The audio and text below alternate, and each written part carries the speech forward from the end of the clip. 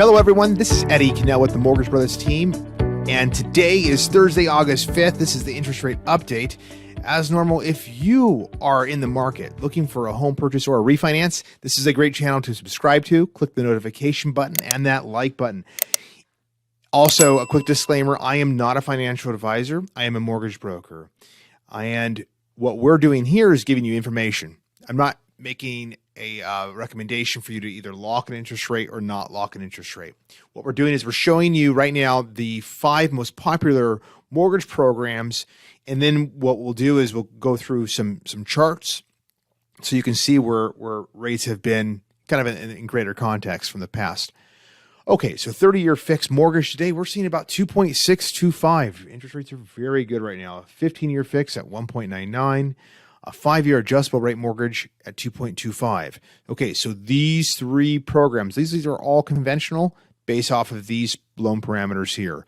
Now the 5-year adjustable, the 30-year fixed FHA loan is at 2.25, and the VA loan 30-year fix is at 2.25, and you will see those loan assumptions down here.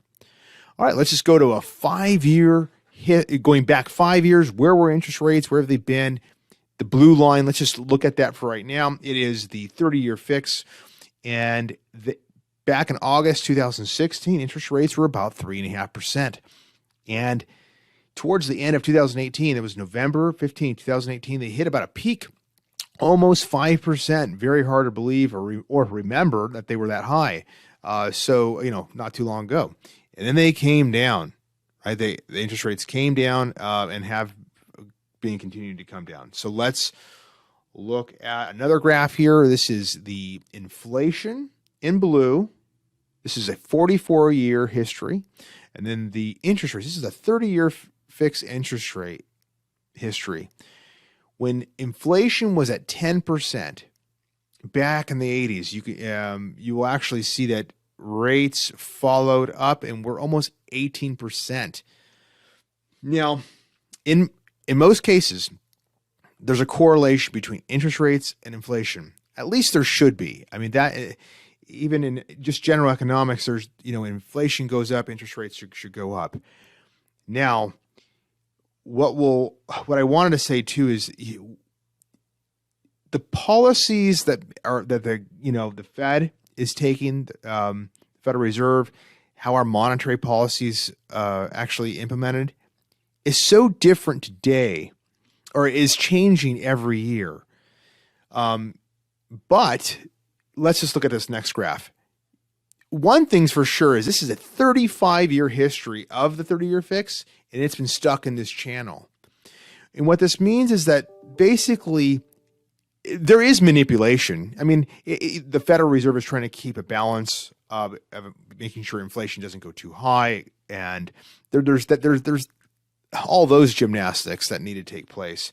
But what you see here is that interest rates are no longer going up and down, and they're all over the place reacting to inflation.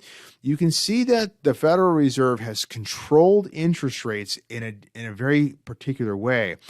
What's happening is that they're stuck in this channel. And for the last 35 years, they've been coming down, up and down, up and down, up and down, up and down.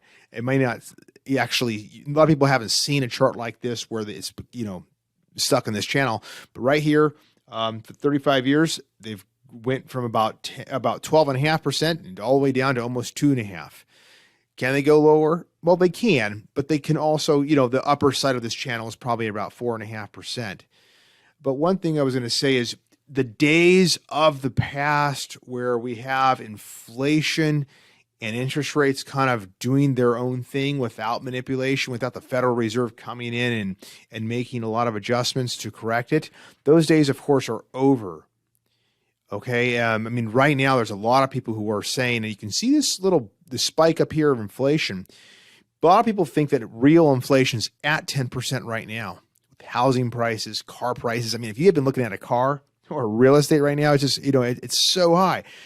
So we don't know, we don't know exactly where inflation is, but this is what we're being told, right? We're being told it's about almost close to 5% or so at this moment.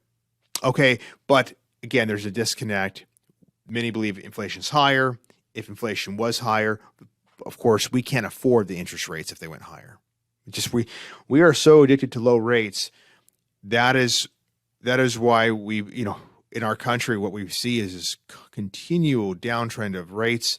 Again, we could go back up to 4.5%. That will still be in this channel, but I just wanted to make sure everyone has perspective. Okay, take care.